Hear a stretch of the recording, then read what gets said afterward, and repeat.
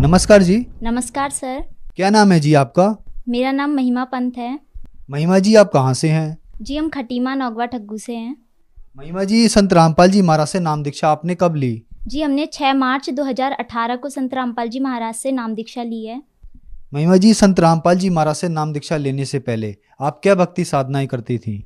जी संत रामपाल जी महाराज से नाम दीक्षा लेने से पहले हम यही चलती आ रही साधना करते थे, जैसे शिव की पूजा करते थे, उनको अपना भाई बनाया हुआ था, उनको राखी बांधते थे हम शिव जी को, और उनकी पूरी जितनी भी फैमिली उनको हमने खुद की फैमिली बनाई हुई थी। तो फिर आप संत रामपाल जी महाराज की शरण में कैसे आई? जी हमारे यहाँ संत रामपाल जी महाराज के शिष्य पुस्तक सेवा करने आए थे, तो उन्होंने अब पुस्तक दी थी मेरी मम्मी को जीने की राह, और उन्हीं ने ही मम्मी को बताया कि ये हमारे गुरुजी हैं, ये ऐसे नाम दीक्षा देते हैं और ऐसा ज्ञान बताते हैं। तो उसी के माध्यम से मम्मी और हमने पहले नाम दीक्षा ली संत रामपाल जी महाराज से। संत रामपाल जी महाराज से नाम दीक्षा लेने के बाद आपको कोई लाभ भी मिले? जी हमें संत रामपाल जी महाराज से नाम दीक्षा लेने के बाद अनेकों लाभ मिले, शारीरिक, आर्थिक, प्रत्यक्ष अप्रत्यक्ष बहुत लाभ मिले। जैसे कि हमें भूत बाधा थी और बहुत अनेकों बीमारियां थी। मैं ठीक होती थी तो मेरी मम्मी बीमार हो जाती थी, मम्मी ठीक होती थी तो दीदी बीमार हो जाती थी। हमारा लगातार बीमारी चलते रहती थी। तो अब हम बहुत अच्छे हैं और हमारी सारी बीमारियां ख़त्म हो गई है संत रामपाल जी महाराज से नाम दीक्षा लेने के बाद। मेरे पापा बहुत सालों से ड्रिंक करते थे और ड्रिंक करने की वजह से मेरे पापा की डेथ भी हो गई, और मेरे जो घर वाले थे वो मेरी मम्मी को बहुत मारते थे और उन्होंने मेरी मम्मी को घर से निकाल दिया था। फिर हमारे मामा हमें अपने घर में ले आए थे। फिर हमारे पास कुछ भी नहीं था उस समय, सिर्फ हम एक कपड़े पहन के, जो हमने कपड़े पहने थे वही कपड़े पहन के हम अपने मामा के घर में आ गए थे। फिर कुछ सालों बाद मेरे मामा की भी डेथ हो गई और मेरी मम्मी को अल्सर की बीमारी हो गई और हम सब बीमार रहने लग गए। हमारे घर में इतनी लड़ाइयाँ होती थी, हमारे पास कुछ भी नहीं था। जब मेरी मम्मी हमारे मामा के घर में आई थी, मेरी मम्मी के पास 1 रुपये बैंक बैलेंस भी नहीं था, क्योंकि मेरे पापा जो थे वो ड्रिंक करते थे, इसीलिए उन्होंने कुछ भी नहीं जोड़ा था। हमारे पास 1 रुपये, हमारे खाते में 1 रुपये भी नहीं थे। और परमात्मा की नाम दीक्षा लेने के बाद अब हमारे पास खुद का घर भी है। मेरी मम्मी की जो अल्सर की बीमारी चली आ रही थी वो बीमारी भी ठीक हो गई है। हमको इतनी तकलीफ थी, हम इतने बीमार थे, हमारी जो भूत बाधा थी सारी सब ठीक हो गई है। और अब मेरी मम्मी की परमानेंट जॉब भी लग गई है, गवर्नमेंट जॉब लग गई है। अब मालिक की दया से, परमात्मा की दया से, संत रामपाल जी महाराज की दया से हमारे पास हर चीज़ है। महिमा जी, संत रामपाल जी महाराज से नाम दीक्षा लेने के बाद आपको बहुत सारे लाभ प्राप्त हुए, जैसे कि आपने बताया कि आपकी आर्थिक स्थिति बहुत ज़्यादा खराब थी। संत रामपाल जी महाराज से आपने नाम दीक्षा ली, अब आप बिल्कुल ठीक हैं। ये भी कहा जाता है कि भक्ति बुढ़ापे में करनी चाहिए, लेकिन आप अभी से ही भक्ति पे लग गए, तो क्या ये बात सही है? जी भक्ति करने की कोई उम्र नहीं होती है, हमारा कोई भरोसा नहीं है कि हम कब ख़त्म हो जाए।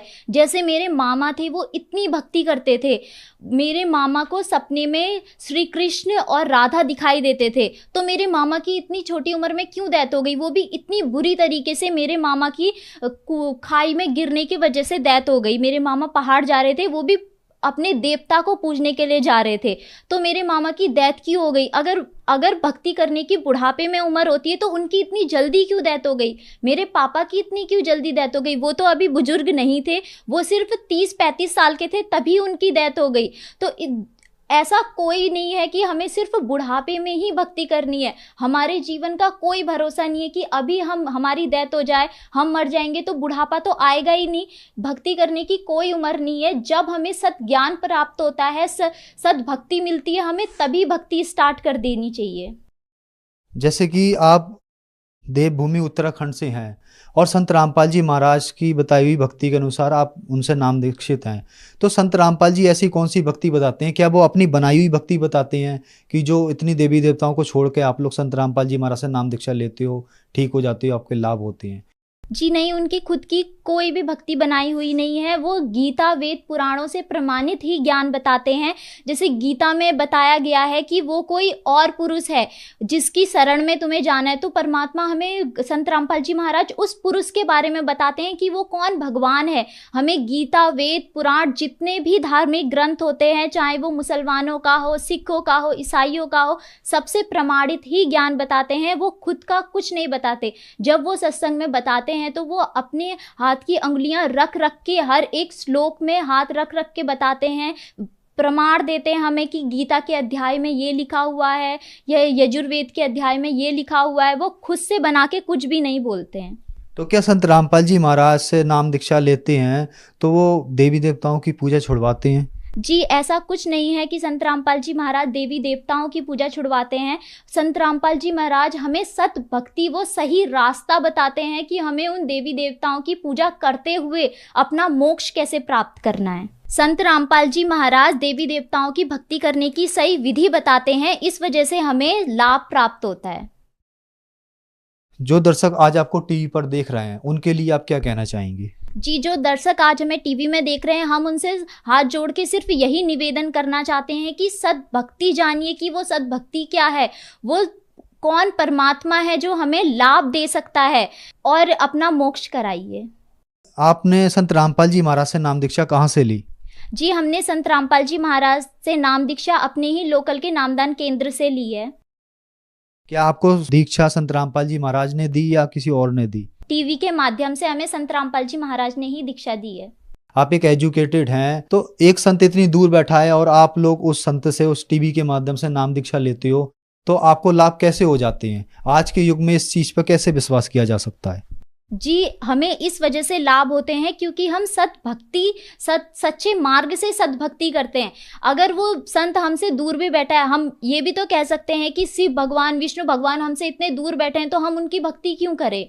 वो भी तो हमसे इतने दूर बैठे हैं।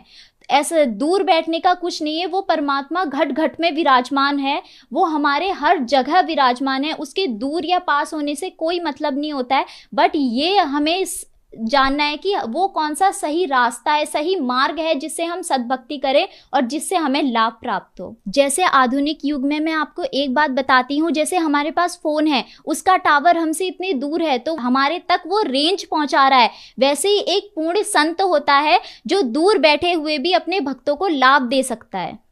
आपके गुरुजी संत रामपाल जी महाराज से नाम दीक्षा कैसे ली जा सकती है, अगर कोई लेना चाहे तो? विभिन्न टीवी चैनलों पे सत्संग चलते हैं, उसमें पट्टी आती है, उसमें नंबर दिए होते हैं। आप उनमें कॉल करके अपने नज़दीकी नामदान केंद्र का पता जान सकते हैं और संत रामपाल जी महाराज से नाम दीक्षा ले सकते हैं।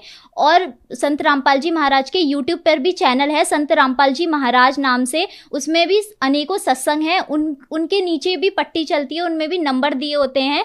आप उनमें कॉल करके भी अपने नज़दीकी नामदान केंद्र का पता जान सकते हैं और नाम दीक्षा ले सकते हैं। और संत रामपाल जी महाराज के फेसबुक, इंस्टाग्राम, ट्विटर में भी चैनल हैं। ट्विटर में संत रामपाल जी महाराज का हैशटैग हमेशा ट्रेंड करता रहता है, तो उससे भी देख के आप ज्ञान प्राप्त कर सकते हैं। धन्यवाद जी। सत साहिब।